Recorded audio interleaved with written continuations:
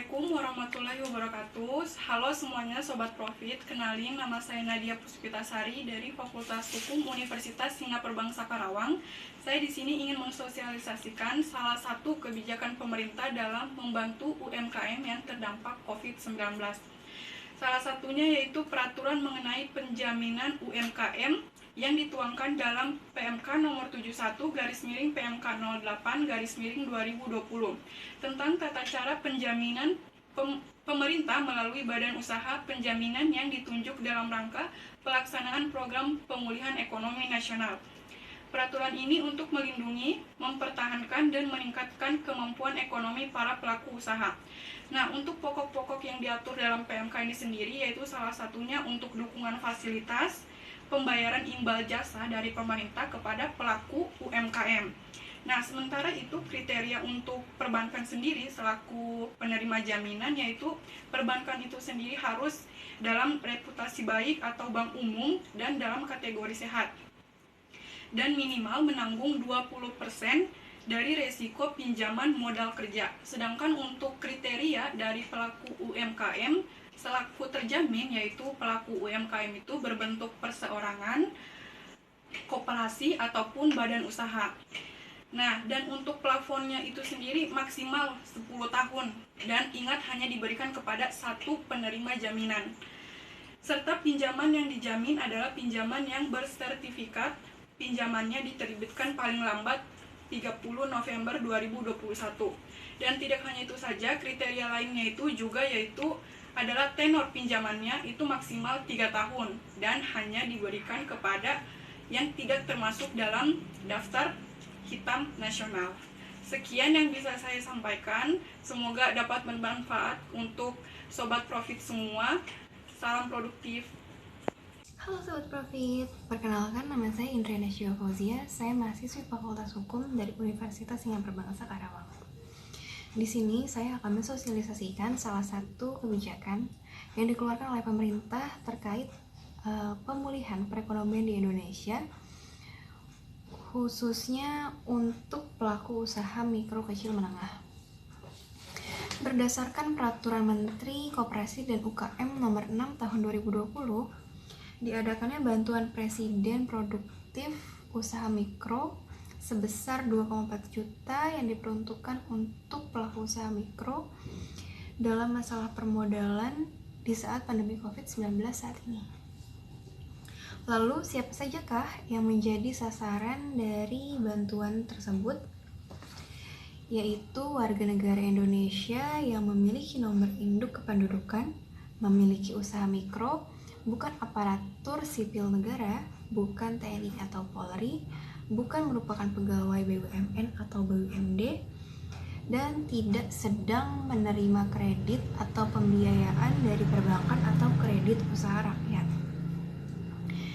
Dan pelaku usaha mikro setidaknya memiliki tabungan di rekening tidak melebihi dari 2 juta rupiah. Selain itu, bagi pelaku usaha mikro yang memiliki domisili usaha dengan KTP yang berbeda, maka perlu melampirkan surat keterangan usaha yang didapatkan dari kelurahan di domisili usaha pelaku usaha mikro tersebut. Lalu, bagaimana untuk mengakses bantuan Presiden ini? Yaitu pelaku usaha mikro nanti akan diusulkan oleh pengusul yang ditunjuk oleh pemerintah, yaitu dinas yang membidangi koperasi dan UKM di wilayah pelaku usaha mikro masing-masing. Lalu ada koperasi yang telah disahkan sebagai badan hukum, kementerian atau lembaga, serta perbankan atau perusahaan pembiayaan yang terdaftar di Otoritas Jasa Keuangan. Lalu calon penerima Banpres produktif ini memenuhi atau melengkapi kembali persyaratan kepada pengusul berupa nomor induk kependudukan, nama lengkap, alamat tempat tinggal sesuai KTP, bidang usaha, dan nomor telepon. Setelah itu, apabila pelaku usaha mikro dinyatakan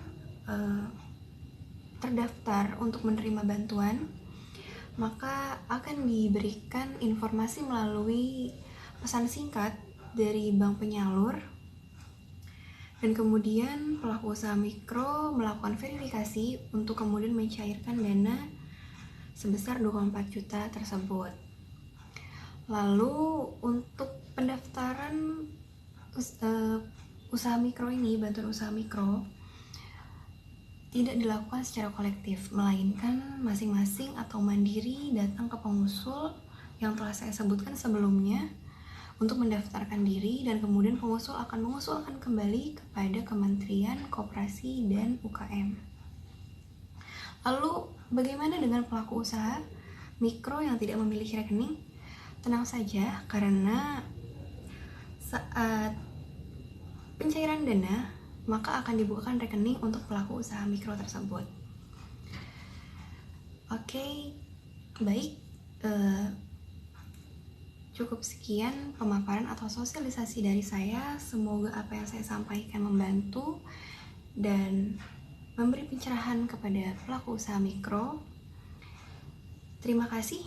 Assalamualaikum warahmatullahi wabarakatuh. Halo Sobat Profit, perkenalkan nama saya Nida Wuldania dari Fakultas Hukum Universitas Singapura Bangsa Karawang.